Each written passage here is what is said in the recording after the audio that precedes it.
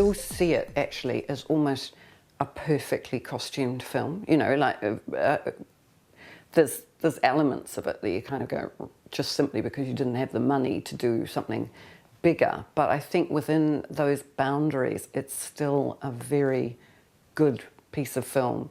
And it was fascinating to follow Peter's view of it, you know, like, you know, really, there was so much information about it.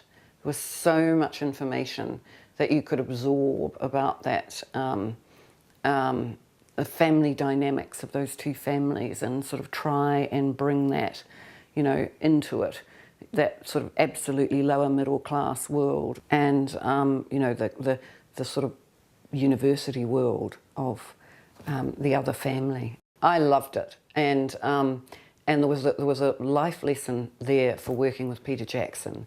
It was on day one.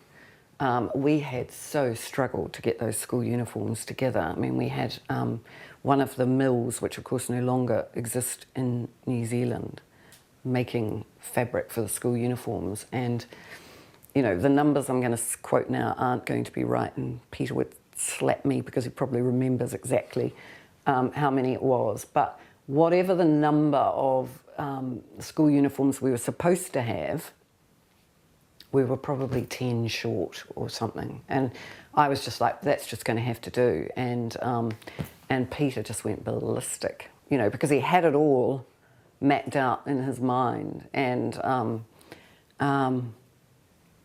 he felt really frustrated by that. So I remember we were racing around making kind of basketball bib versions of the tops of the school uniforms to kind of fill it in.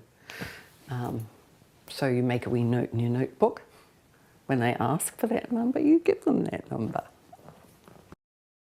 Xena had appeared in an episode of Xena and Hercules in a different outfit that Barb Dara had done when she was doing Xena. Well, it was Hercules. And then we created the Xena world subsequently. And it was Chloe Smith who got me in for the interview for it. And that was, I mean, you know, I bang on about this often because I still think it was the greatest learning curve ever. And I think that, you know, I don't know what the Rob Tappert, Chloe Smith world is like now, but I'm sure it's not that different. It was vastly collaborative, outrageous, good fun.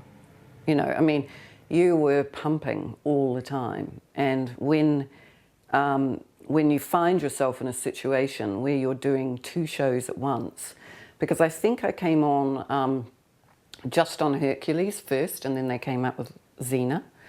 And suddenly your world is expanding, and as a designer, your role is, you've got to be enormously creative, but you're also sort of managing people. And you know, there were enormous numbers of people working on those shows.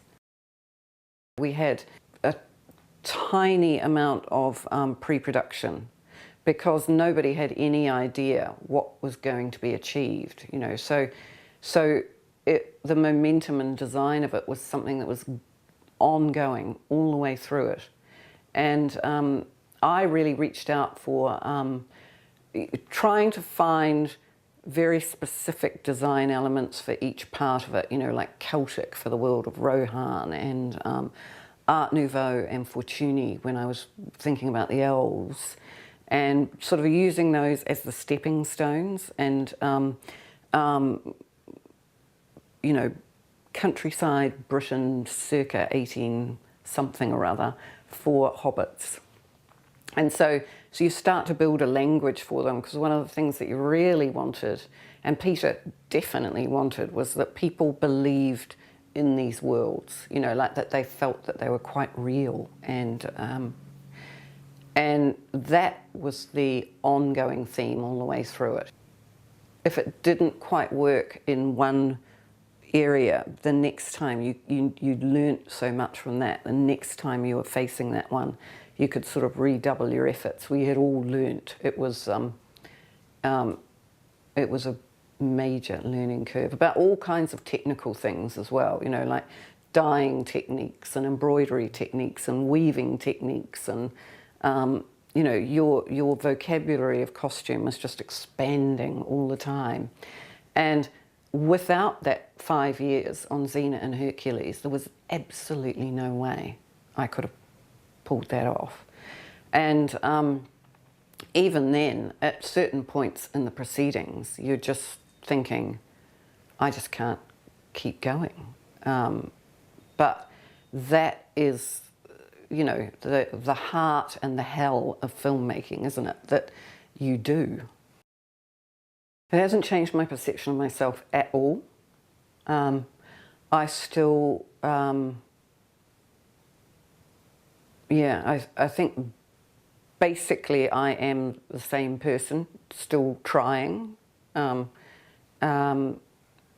still worrying, still, is it good enough? In the industry, particularly in the American industry, it gives you a huge level of respect. You know, the view is you don't get an Academy Award for being mediocre. That's just, and in fact, when you're working in the American industry and you realize just how vast it is comparatively, you get it, and it actually makes you try even harder in that industry.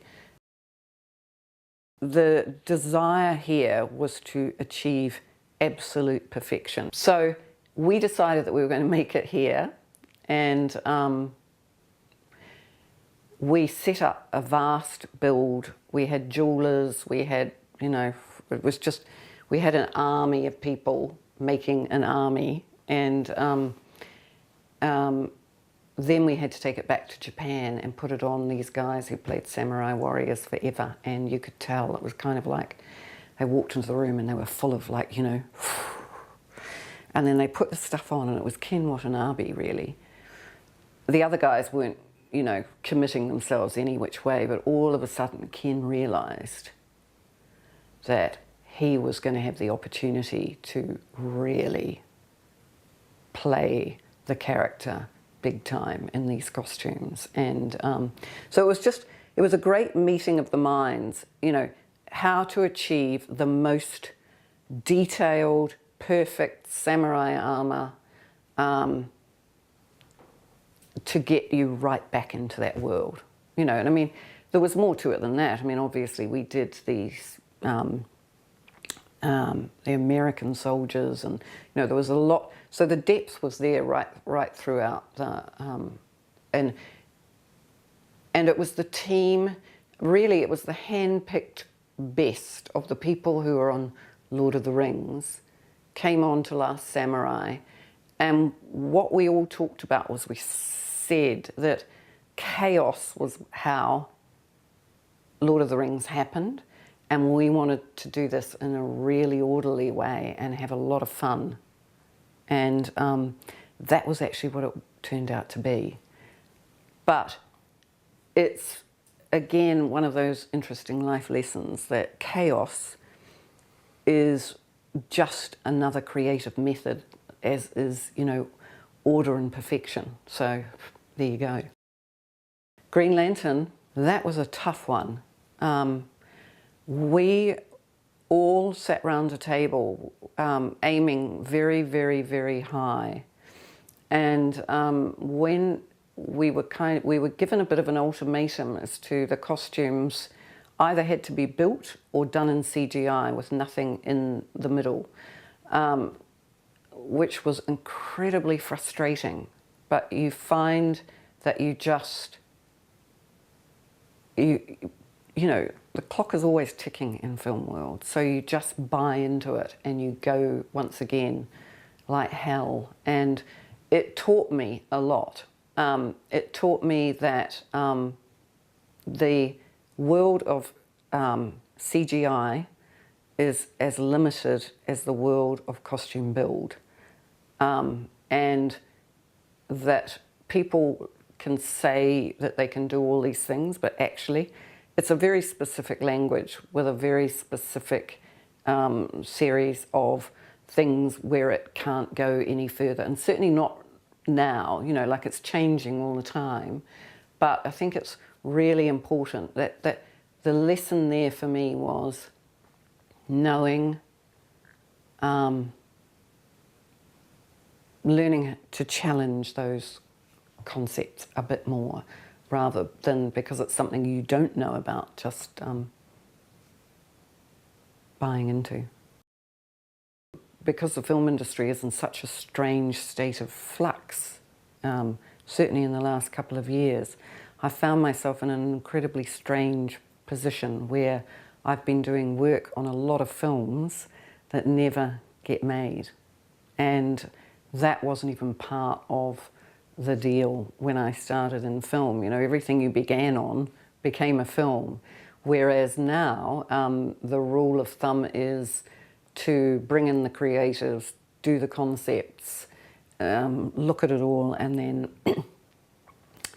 give it a yay or nay. And that can suck up a lot of your, you know, creative energy. So, yeah, there's a lot of good things still to do.